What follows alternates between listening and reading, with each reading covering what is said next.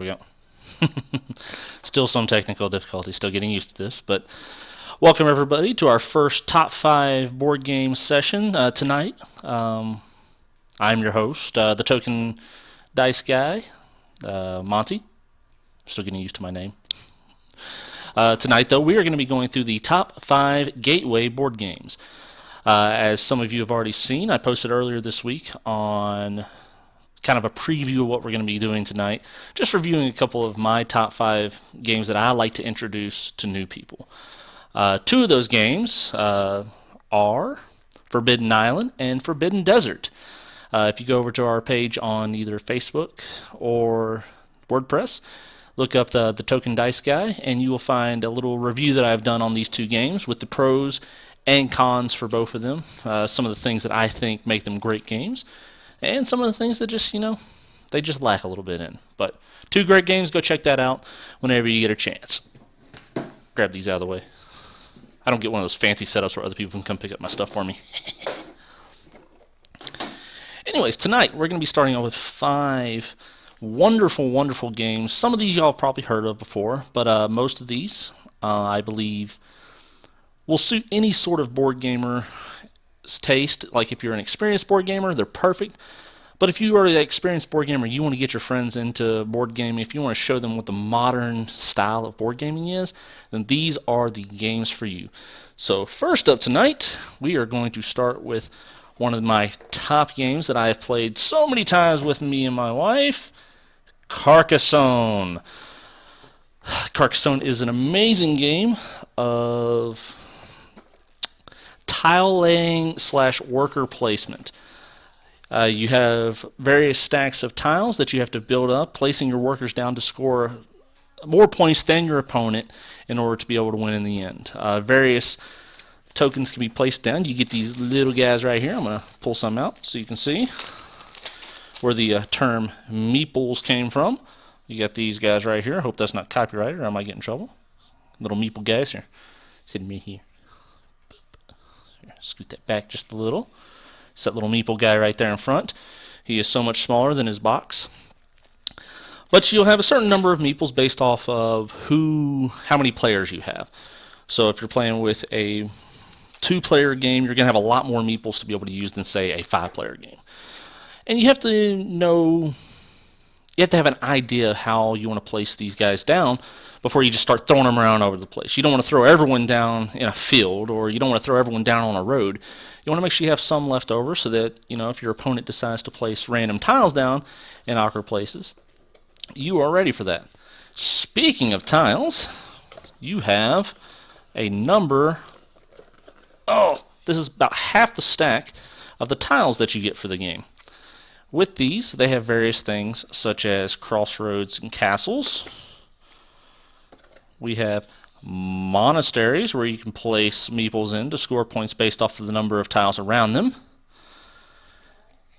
And if you look very closely, you'll see a bunch of green stuff around there. That is what is known as a field. You can place workers down in the fields, and based off the number of castles around it, you score a certain amount of points. The points are not tallied up during the game, but there are certain occasions when you do earn points, such as roads. Roads are a very, very important part of the game. So here we have one tile that has roads going off in 3 directions. When you place this tile down, you can take your little meeple and boop, right there. You can place them on there if you choose to. In so doing, you have secured that roadway against anyone else from taking it over. And what will happen is you can continue placing more roadways. Here, let's place another roadway. You got to put this the right way. Say this way. Oh, now you're going to get 2 points for that roadway once it's finally complete. That is the key here. Once you finally complete it, which you will do by finding another intersection or castle. In this case, I'm going to do an intersection. Boop. You just put that intersection together, and now you have scored 1, 2, 3 points. You can pull your meeple up, and you can place them down anywhere you want to after you place another tile. And play continues this way until the game reaches its conclusion. Now, the great thing about Carcassonne is it's a very, very easy game to learn. One of the main pros about it, it's very quick to play through. I would say average games last us anywhere between 15 to 30 minutes at the most. So someone that doesn't have a lot of time, you can throw them into the game. They can enjoy it. It's a blast to play. Next, every game is slightly different. You don't know how the tiles are going to stack up. You don't know what order they're going to be put in or what your opponent's going to place them in, what his strategy might be for that time. So you got to take this into consideration. It offers a variety of playthrough potential and replayability. And finally, this game is great for any number of people. If you're an expert gamer and you want to introduce 4 or 5 people, or 4 people because you're going to be playing as well, unless you really want to just watch them. But you can play anywhere from 2 to 5 people during this game. Make sure I'm saying that right. Yes, 2 to 5. I was correct. But you can play anywhere from 2 to 5 people during the game, and it is perfect no matter where in that range of people you go. So definitely check out Carcassonne as one of the best games to get people introduced to board gaming. Give them an idea of what it means to really play board games. Not none of that crazy other stuff. I'm not going to name any names. I'll put a hashtag on that later. Oh, here's also your scoreboard. You get to kind of move your meeples around on. Very sturdy game as well. I'll throw that in as another pro. Some cons. It really takes a couple of playthroughs to kind of get the idea of the scoring system down. Knowing when is a good idea to place down a worker in a field. When is a good time to place a thief on the road. Or when is a good area to put a castle down. Because you don't really know if that castle is going to be complete. But very easy rules to play through, even if you are a beginner board gamer yourself. Very easy rules to learn, very fast learning experience. Oh, final thing, if you have a really, really small table, these tiles can start getting out of control. So keep that in mind if you're playing on a little bitty table. But that is Carcassonne. Definitely try it out sometime. Our next game of the evening is going to be one I haven't actually got to play in a while, but it has definitely been a favorite. I need my meeple. Can't be letting people steal my meeples. Boop. It's definitely another one of my top games that I love to play with my wife, love to play with the family, and love to introduce to new board gamers out there. And that is going to be one that we have heard of many, many a times, and that is Ticket to Ride. So Ticket to Ride is pretty much what it sounds like. You are trying to create the best train line out there. You're trying to score a number of points by moving your train, getting your train line to span across the country between various places. During the game, you'll grab various tiles, not these ones, excuse me, not various tiles, but various things called tickets throughout the game. I should have organized these better. I had some technical difficulties in trying to get this thing working on the laptop, so kind of threw me behind today, but give me 1 second, I'll find them. But you are attempting to make a train line across the country. For instance, at the beginning of the game, you will get a certain amount of tickets based on number of players, and then you will choose from amongst those tickets. Let's see. I like this one. And, oh, actually, you know what? Based off my strategy, I'm going to go with these 2 right here. So I had to put one of them back. That's just part of the rules of the game. Help keep it fair for everyone else. You can't be hoarding all the great tickets. But don't worry. During your turns, you can get more tickets if you would like. So I chose, boom, these 2 guys here. Let's see. We got Calgary to Phoenix and Portland to Phoenix. So I got 2 Phoenixes in the name. That puts me at a great, great start when we start playing. So I will begin trying to work my way across the country from Calgary to Phoenix, from Vancouver to Phoenix, Seattle to Phoenix, trying to get my train line complete all the way across there. Now, here is where it gets a little bit more difficult. This will go into the cons later on, but love the feel of a good board. It's hit me in the head. I don't like it. I don't like it at all. Boop. Here we go. This is your game board. I sound really weird sitting behind this, don't you? Can you see me? How you doing back there? Yeah. This is going to be your game board. That's a lot, isn't it? That's kind of intimidating for any new player to play. But don't worry about it. It's not as bad as it looks. Let's take a little closer look at it. So we have our game board here, and you are going to work to get your trains going from city to city as much as possible through here. But to do that, you will have a whole baggie. I put these in my own individual baggies. Keeps them nice and organized. I'll clean that up later. But you will have your own little baggie of trains, and you will work to put these trains down on the map by spending railroad cards. You'll earn these throughout the game, and you'll be able to take actions during your turn to draw more. Now, this is a fairly simple concept. You do have different colors. Red. If you're colorblind, I do apologize. This does make it a little bit difficult to play the game. I'm sure there are versions of it out there that have colorblind versions to help with that issue. Alas, I don't know of any, or I would try to link you to them. But if you ask me for it, I will find it for you and do my best on it. So, anyways, so you have your different colors that you have to spend. Let's pretend. Actually, I'm not gonna do that to y'all. Let's pretend for a moment that I want to get a train all the way across. That's a horrible example. From here in Helena all the way down to Salt Lake City. Well, to do that, I'm going to need not one, not two, but three. There's got to be another one in here. I know there is. There it is. But 3 purple train cars. Right here. I got 3 of them. So on my turn, as an action, I can spin these purple train cars to put my railroad across here. 3 railroad trains. In the end, that allows for you to gain some points right off the bat there, but it helps you one step closer to completing your train track. One final card that you should take a look at is this guy.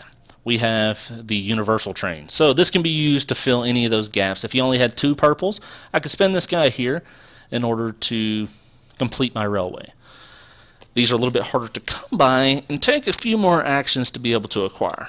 But read through the rules a little bit. They're quick, easy to learn, and pretty straightforward. There's really only one phase to the game, and you kind of take turns all the way through it. You take an action, and then score your points, and then it passes on to the next person, and just constantly rotate through on that.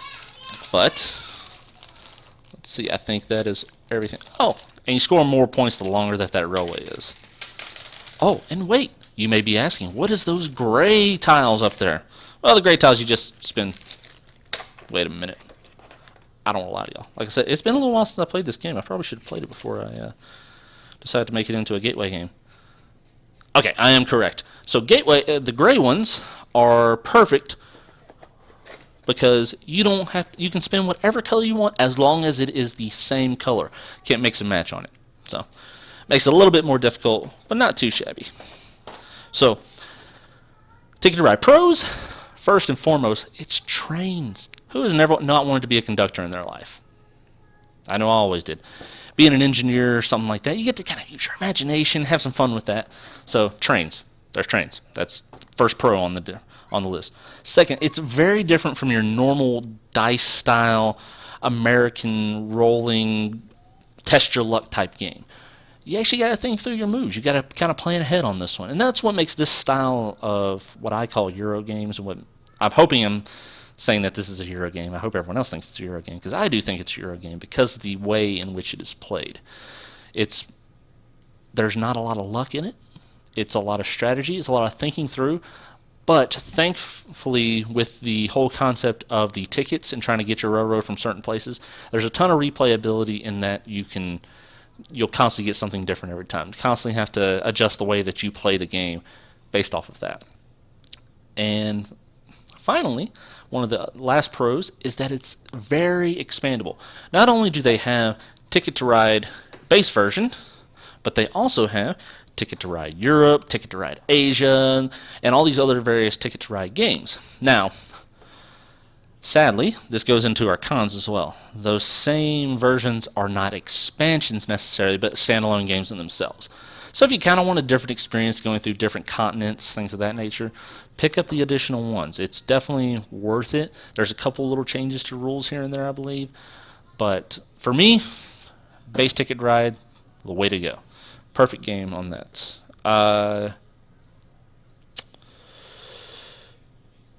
Oh, yeah. So sometimes it becomes a little bit difficult to convince people that they have always had a love for trains in their lives. Thus, that is the last con that I can think of, is trying to convince your friends that trains are cool. So, but anyways, that's Ticket to Ride. Check it out. It's a amazing game that I definitely recommend.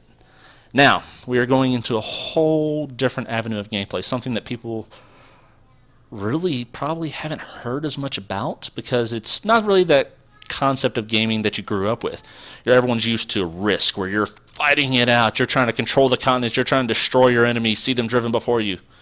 I can't say the last part because then it'd be copyright infringement. But this style of game cuts away from all of that. You're not playing against your friends. You're not playing against someone. You're not trying to win yourself, but you're trying to win as a team. And that game is Pandemic. There we go. Line it up. Oh, my camera's a little crooked. Sorry, I'm not going to fix that because it's kind of teeter-tottering right now anyways. But here you see Pandemic and expansion on the brink. Well, I'll get into that here in a minute. But the base game, Pandemic, comes in a blue box. Very nice, pretty blue box with a number of different things inside of it. You have an entire country full of craziness going on, and your job is to help save the world from the spread of infection. You get to save them from whatever disease that you would like. You can call it swine flu, you can call it influenza, you can call it the plague. I don't care what you call it. But you actually get to save everyone from 4 different viruses, which is even more awesome. So, you are a scientist, an engineer, a worker for the CDC, trying your very best to prevent the world from dying a horrible death by plague. And to do that, you will need to become a very, very important person. Let me find those very, very important people, and then I can explain them a little bit. Every role in the game is very important, and every game is slightly different because of that. Because each role is going to have its own unique thing. Whether you're the researcher, whether you're the traffic coordinator, whether you use the expansion and you play as the bioterrorist, always fun, you're going to have a different experience every time with that. So, here we are. So we have tons of different ones. You can see me just cycling through all the different, those are help cards actually, which I'll let you see those here in a minute too. But you have various people. You have containment specialist, quarantine specialist, a lot of specialists, epidemiologist, that's in the expansion actually there. There's another one in the expansion. Operations expert, actually one of my favorite ones because you could build research stations all over the place really easily. Scientist is always good and helps kind of find the cures a little bit quicker. But there's a number of different roles that you can play in the game, and based off of your house ruling will determine on whether you get to choose that role, or if you play by the real game rules, you have to draw for it, which can cause some really, really difficult situations. If you have a really bad combo of people, it's going to be tough, I got to tell you. I've lost probably as many games as I've won in this.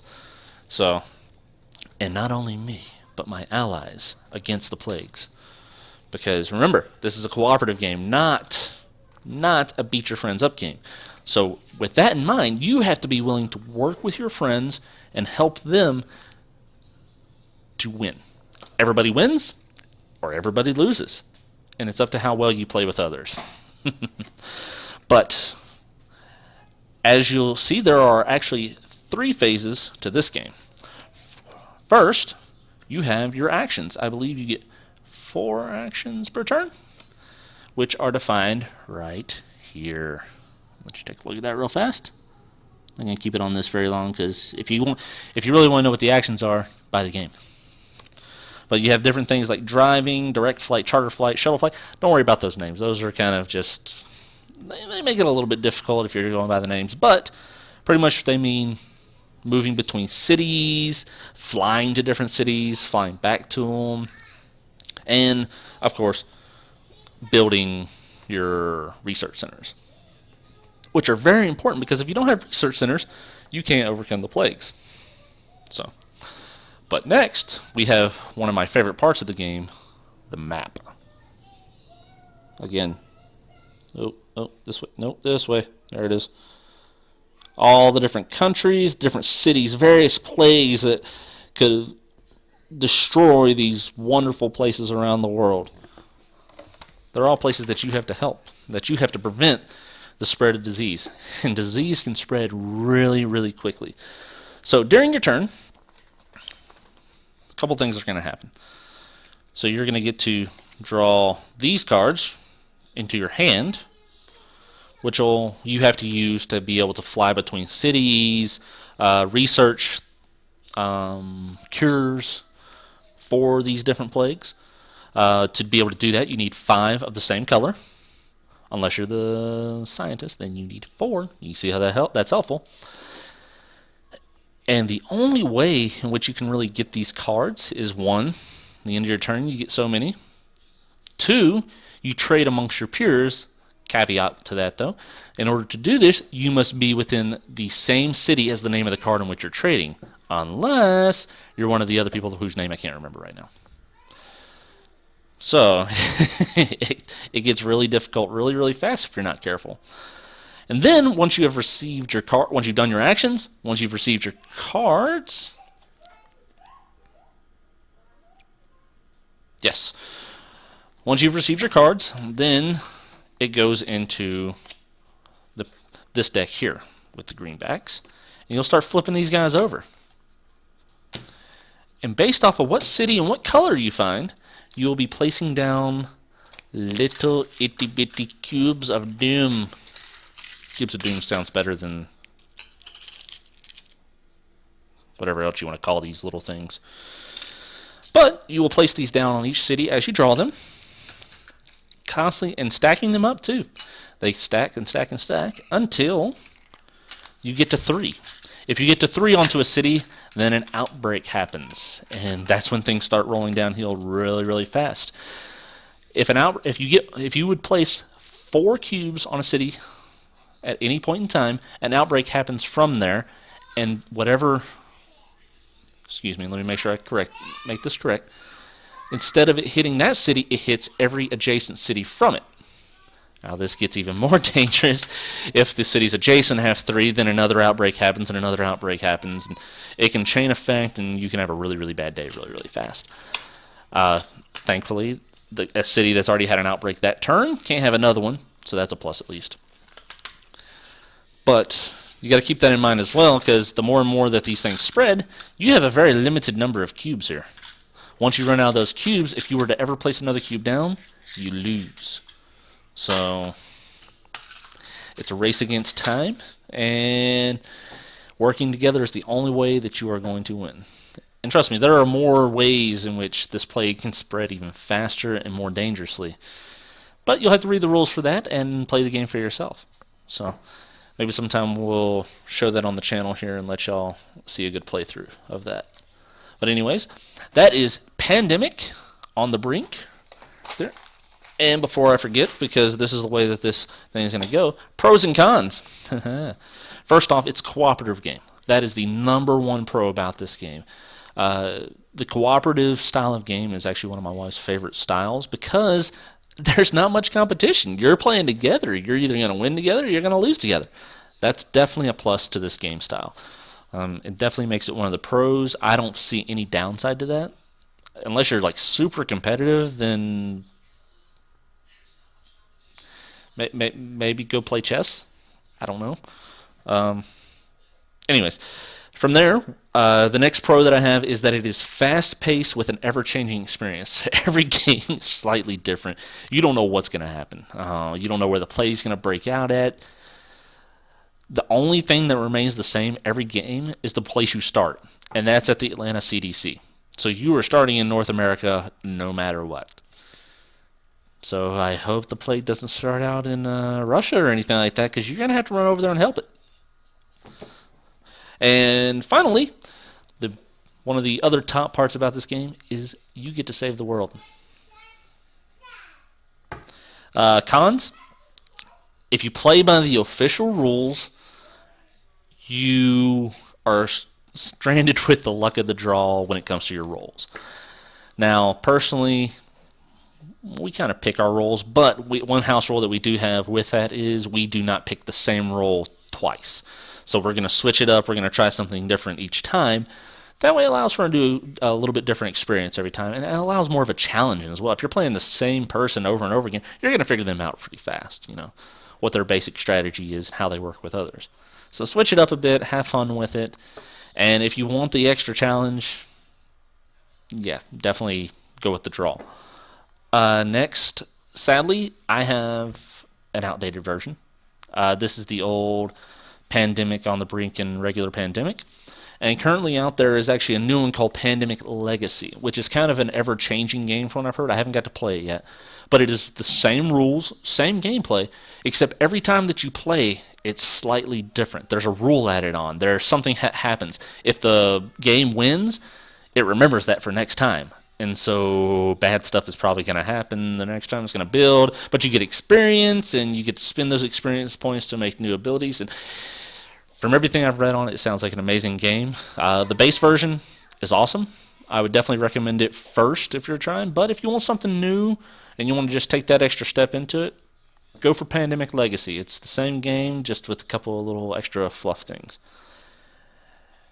And finally, the final downside to this is these stupid cubes.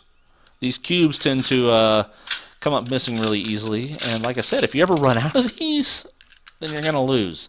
So definitely keep an eye on your cubes, make sure you don't lose those over time, because that just makes the game even harder, unless you really want that challenge.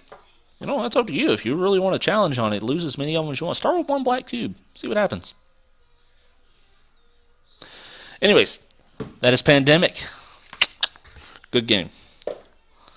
Now, we're starting to get into the nitty-gritty, the final caveat real fast. Actually, I should have said this earlier. This is not a top 5 as this one's the best and this one's the worst type of top 5 thing. This is more of a, hey, any of these 5 games in here, based off of their type, are great games to introduce to people and to help people to get into board gaming. So don't take it as, oh man, I got to play that one because it was the #1 game.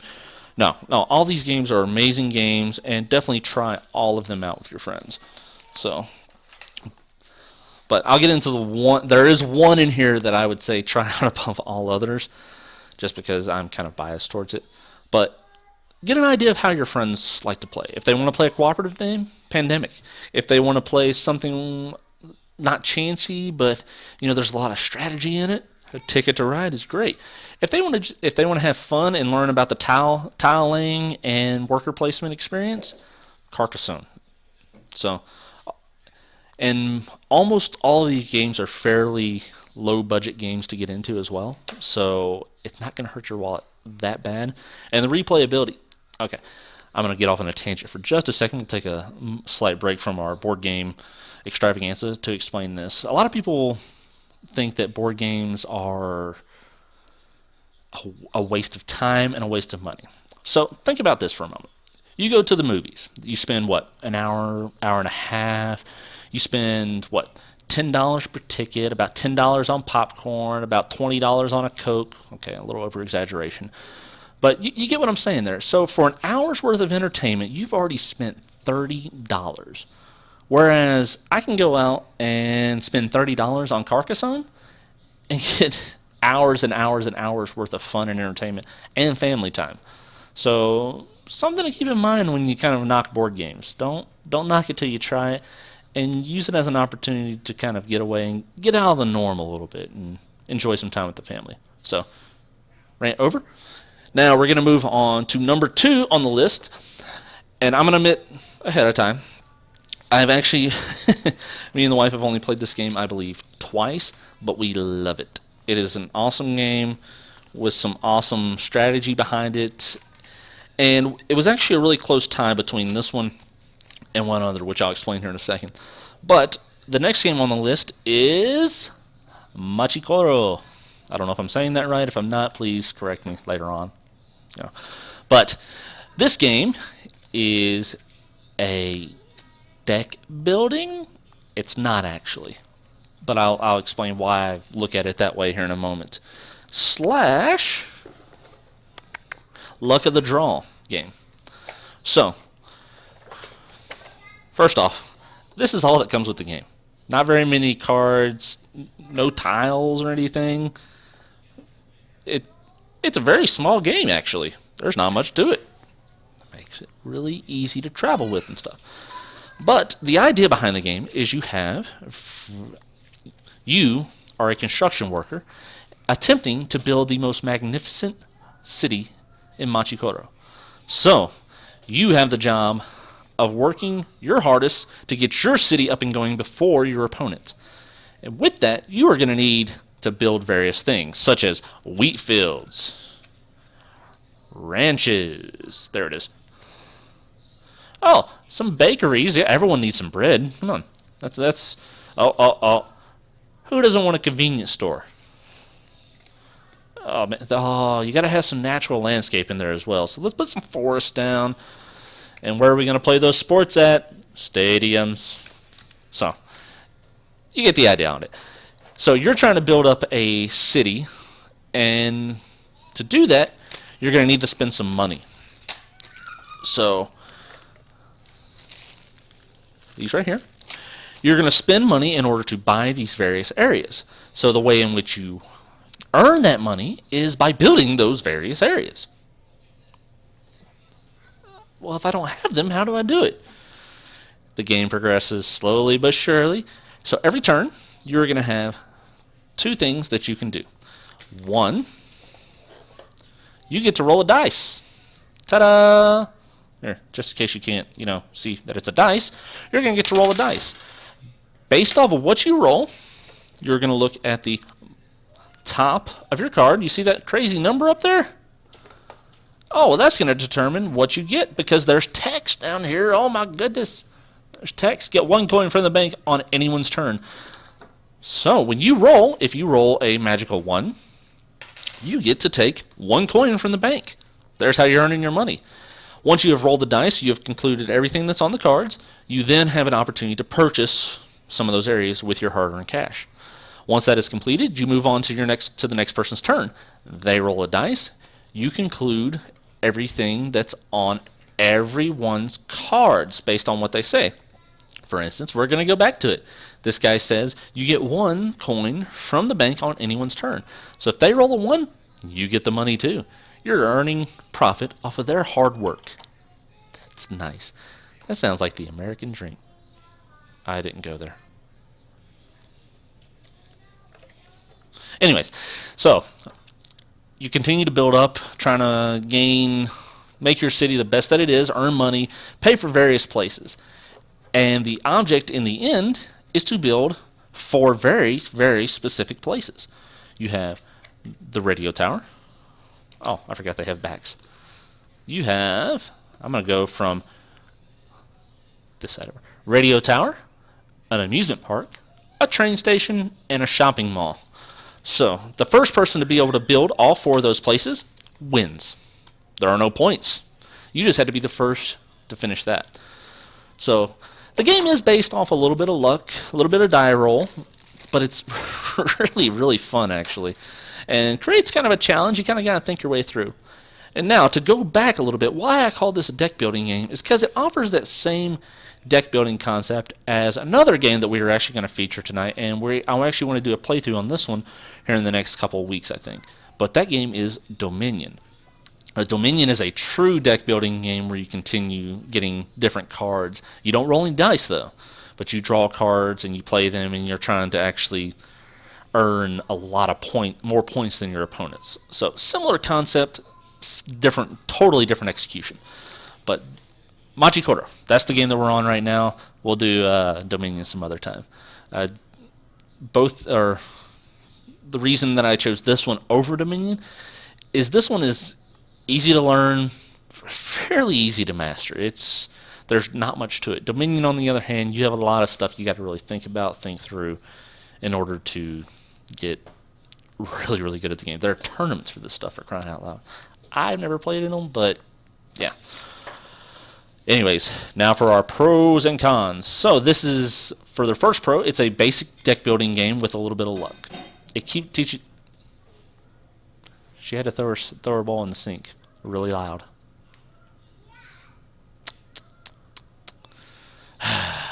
Oh well.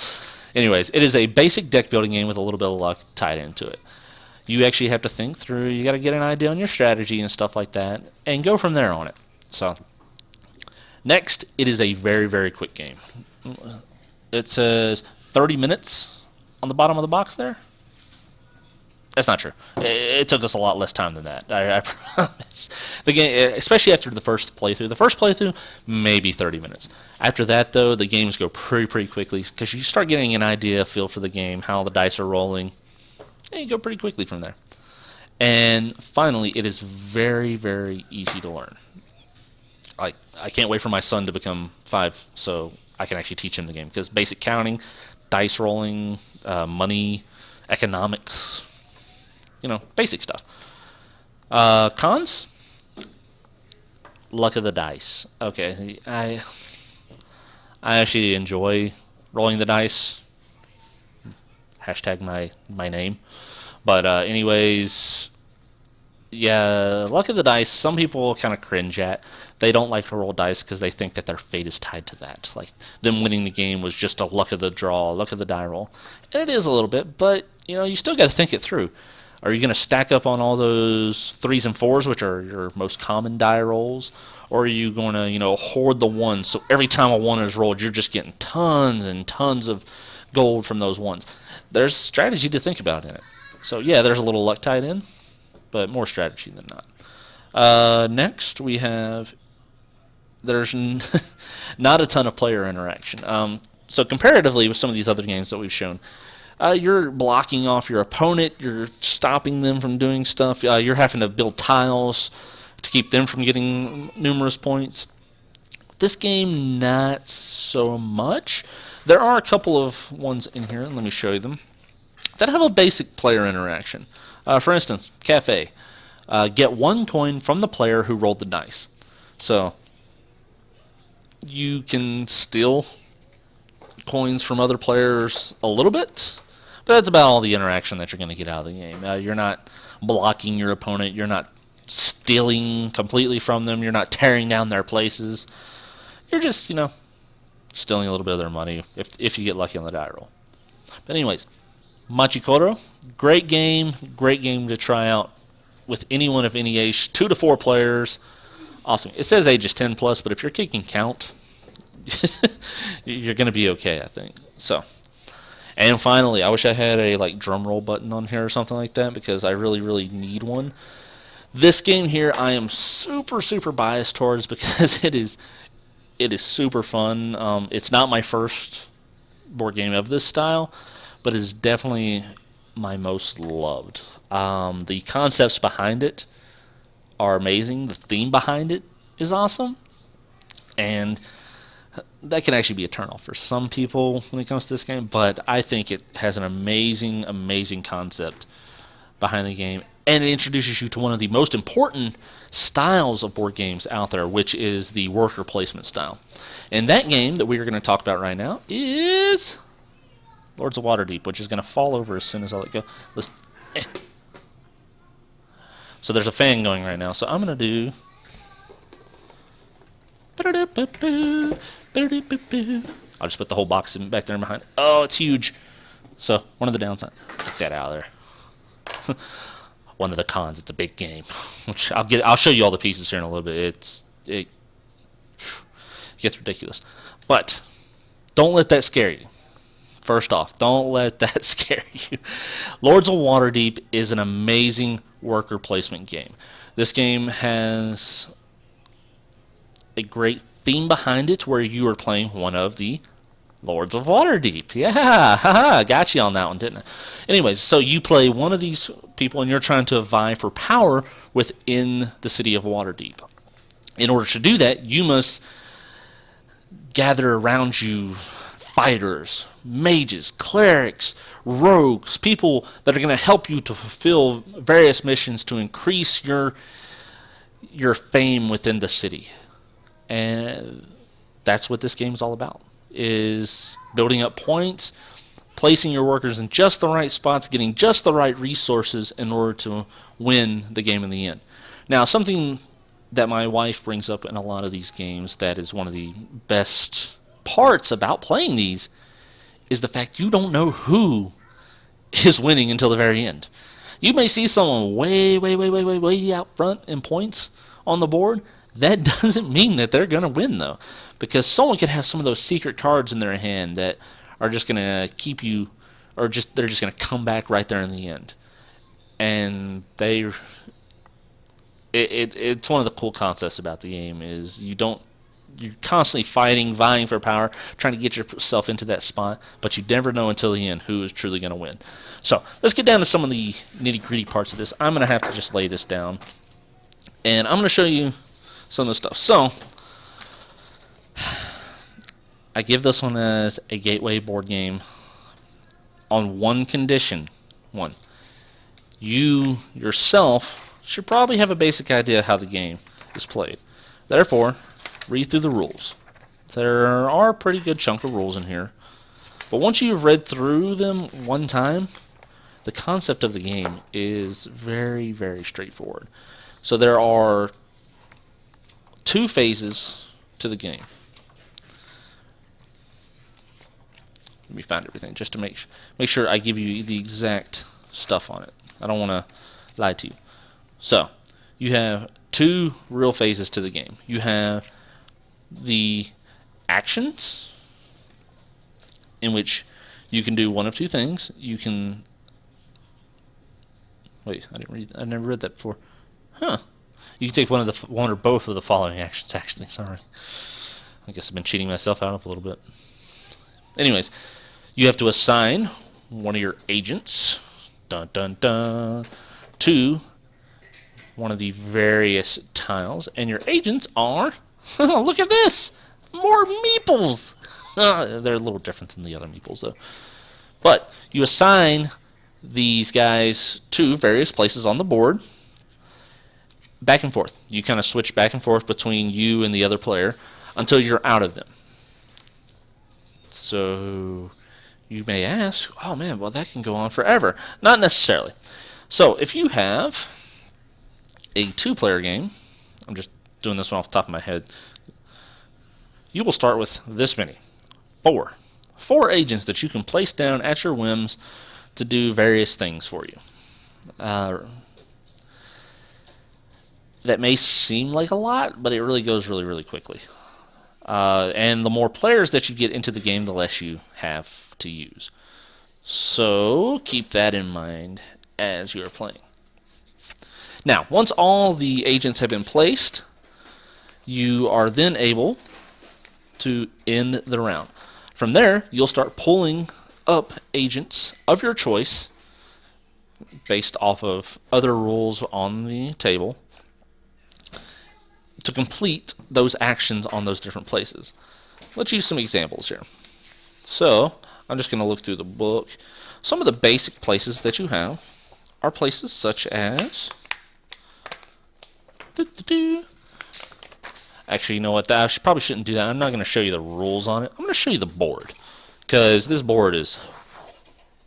You thought I was happy about those other ones. This one here is awesome. Ta-da! Oh, I can't even get the whole thing on the picture because it's too big. So, and you're like, oh my goodness, Monty, why are you giving us this crazy, humongous game? Because it's easy. It's a really easy game. So on these various places on the board, you can place a token. Let's say I have one place called Aurora's Realm Shop. So I place one of my workers on that, or one of my agents, excuse me, onto that one. Next player places one onto the Blackstaff Tower, another location. Then I decide I'm going to place one on Builder's Hall. Then they place one on Castle Waterdeep. Okay.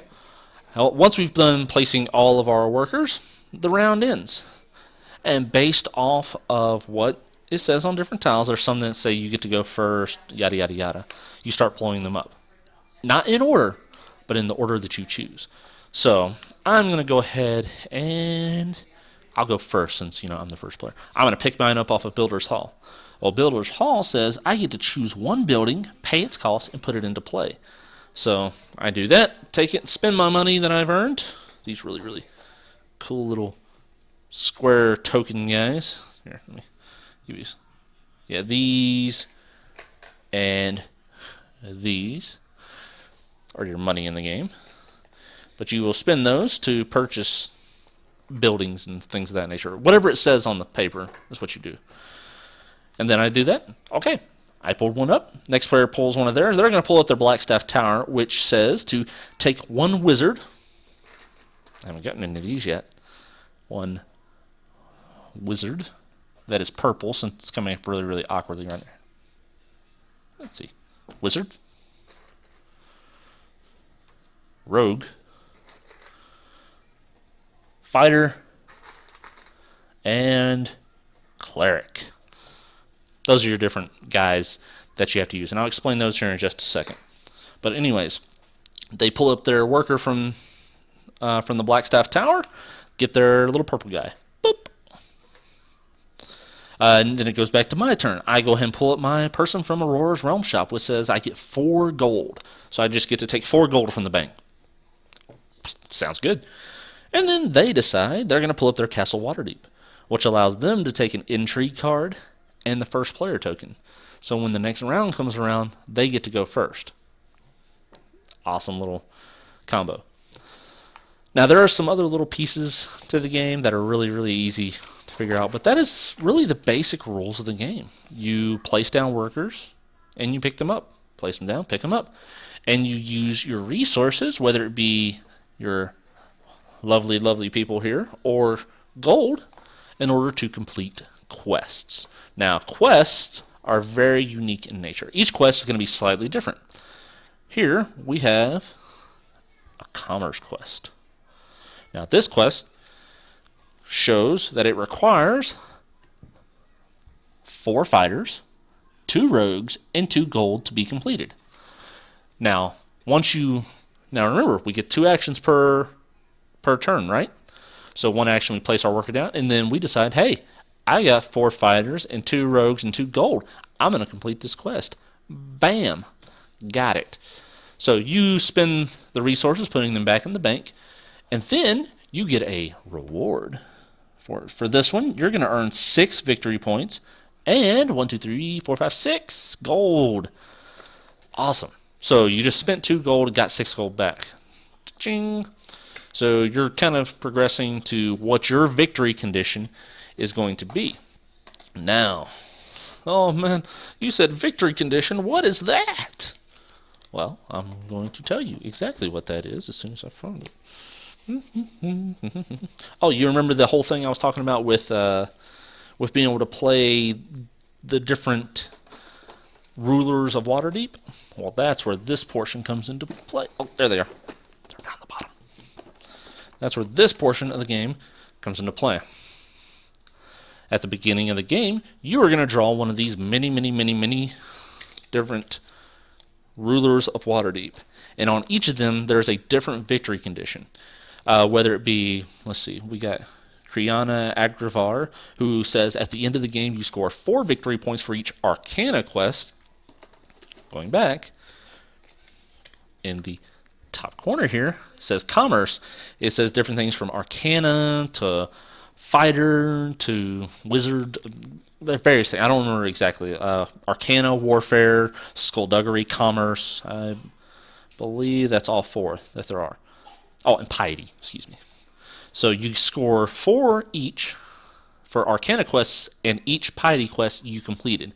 So when you complete those quests, you leave them on your little scorecard here. See, there's a lot of components to this game. Leave it on your little scorecard here in order to track at the end of the game. That's where it gets really interesting. You don't know what your opponent's extra victory condition is, so no matter how far ahead or behind they may be completing those victory conditions like crazy. And so at the end of the game, when you've completed the number of turns indicated on the board, you're going to tally up those victory conditions based off of who you're playing as. So, get the idea on it? If not, shoot me a message. I'll be happy to walk you through. We can do a playthrough of this game. Like I said, it's one of my favorite games, so I'm happy to do a playthrough on this one if y'all would be interested in that. Other than that, fairly quick game. I would say it takes anywhere between 30 minutes to an hour. Not that bad when you consider some of the more in-depth games. I'm looking at you, Twilight Imperium, that takes 8 to 12 hours to play. But it is a really good way to introduce your friends. Oh, I forgot my little guys over here. To introduce your friends to a basic worker placement game. And I say basic worker placement, but this game has a lot of depth to it. You have to really think through and constantly learn every game that you play. And every game is going to be slightly different, based off of the person you get, based off the luck of the draw, and based off of your opponent, how that they end up playing, actually. So, a couple of things to think about when looking into getting Lords of Waterdeep. Also, caveat to that, there is an expansion that supposedly makes the game even more fun. I haven't quite been able to afford that yet, so hopefully soon. And another caveat to that, I have heard rumors of this one. I haven't got to play it yet, but there is supposedly another game called Tyrants of the Underdark, I believe, which is based off the same concept, except you are one of the many houses of Menzoberranzan. Correct me if I said that wrong. And in the Underdark with the Drow, and you actually have similar concepts trying to vie for a place as the head house, as one of the head houses to lead. So haven't got to play that one, so I can't say if that's a good intro board game, gateway game for you, but keep it in mind as another one. If you enjoy playing Lords of Waterdeep, that is definitely one to look into. So, now for our pros and cons. First, this is a worker placement game with numerous possibilities. Every game is different, every game is unique, and it's going to test your ability to adapt and change every single game. Makes it a really, really fun experience. Next, you play as a Lord of Waterdeep. I don't know if you've ever read any of the Forgotten Realms books, but that's awesome. So, some of the things that you just get yourself into that mindset. I'm a big D&D guy, love playing me some role playing, which I won't advertise that right now, but love some D&D, love being able to get into that mindset, into that fantasy realm of things, to be able to play, and just an idea for you. And next, the rules are surprisingly easy. I know I may have made it sound really, really complicated because I was trying to rush through just telling you about the game, but the rules are very simple and very quick to learn. There's not a lot to it. One read-through by the person that's going to show others how to play should be good. Tune in for one of my actual playthroughs where I will teach you how to play the game step by step and actually play a live game with you. And like I said, very easy game to learn, very quick, in my opinion, and a lot of fun. For cons, some people are turned off by that fantasy setting. I don't know why, but some people see Lords of Waterdeep, they see the swords and magic and stuff like that, and it kind of turns them away from it. So, poke at your audience, poke at the people you're trying to teach to play these games, and see if this is the type of board game for them. If they're really into, Dresden Files, Jim Butcher, Elminster, Dritz Darden, all those wonderful fantasy artists that I grew up with and love, this is the game for you. This is the perfect game to get them into playing board games. So, other cons, there's a lot of pieces. Like, I can't even tip the board up to show you how many pieces are in there. But to go back onto another pro on that, every piece in there has a place that it goes. The little plastic cutout actually has specific places for each faction, for each token, for everything in there. So the game is really well designed. Like, the designers did a really, really great job of putting it together in a way that keeps everything organized. Another con on top of that, though, is if you do travel a lot with it and you tip the thing over, oh, it's a mess. I had it the other day. It dropped on the floor. Ah, that took a minute. But it's a little con. That's nothing too big. And other con, this is not the maker's fault because I actually bought. We've traveled a little ways from this, but I had a little rip. I don't like it. Otherwise, this game has been really, really sturdy. So, really cool box concept too. I actually like how they designed the box. It's got like little, like, see, it's like inside and like it almost looks like a book, like the way they designed it. So, pretty neat. You know, little extra thing. There we go. Dungeons and Dragons. So, that is all of the top 5 games that we have tonight. So, we had Lord of Waterdeep as my number 1 favorite here. Push that out there. From there, we had the wonderful deck-building concept game of Machikoro. Then, we went into, or then before that, we had Pandemic, a game where you have to protect the world and save it from crazy diseases and everything else. Next, too much stuff here. Great introductory board game. Ticket to Ride. Try it out. I love trains. And last but not least, a wonderful tile laying game with a little bit of worker placement, Carcassonne. So, that is all the top 5 Gateway board games for tonight that I have. If you have any advice, any ideas on what you'd like to see next, please leave me a comment, post onto my Twitter, the Token Dice Guy, hashtag before that thing. Yeah, I'm still learning to use hashtags. I've never used them really before. Look me up on Facebook, YouTube. This video will actually be on YouTube later on as well. So send your friends over there, subscribe, and take a look at some of my other gameplay videos. Last but not least, send me some ideas. I want to hear ideas from you on what you would like to see reviewed, what you'd like to see played. I do plan on doing tutorials here in the future of some of these games, maybe like once every couple of weeks, and posting them onto YouTube specifically. I don't know if I'm going to do a Twitch live feed of that one, just because it's a little bit more difficult and I want to be able to edit as necessary in case I mess up the rules. I don't want to confuse y'all too much. But I do plan on doing some tutorial board games as well as playing board games on here. Now, you may be thinking, oh, you're just going to play with other people that are in your house. No. I plan on actually playing with you.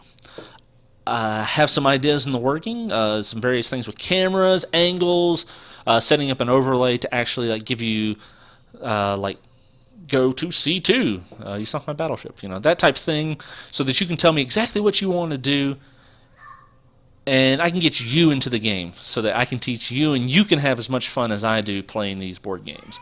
But that is my idea for the future. If you have a game that you want to play, let me know. Send me a message. Click like. Do something. I give you my address. If you like, no, I probably won't do that. But if you just message me on here, I can help you out on that. That's easy enough. Finally, if you have any questions on board games, feel free to ask. I love these. This is my hobby. It's what I enjoy doing. So I'd be happy to answer any questions you have. Next thing, all these board games are going to be listed within the comment section on YouTube. So if you're looking to purchase one of these specific board games, I'll have them all listed later on. But before you do that, before you click on any link that I have, find your local hobby shop. If you have a local game store near you, visit them and support your local small business, because they're awesome. That's where I first discovered my love of these modern board games, and yeah, you should really go out there and support them. But that's going to be it for tonight, everyone. If you have anything, just comment down below, and we will see you later. Happy gaming.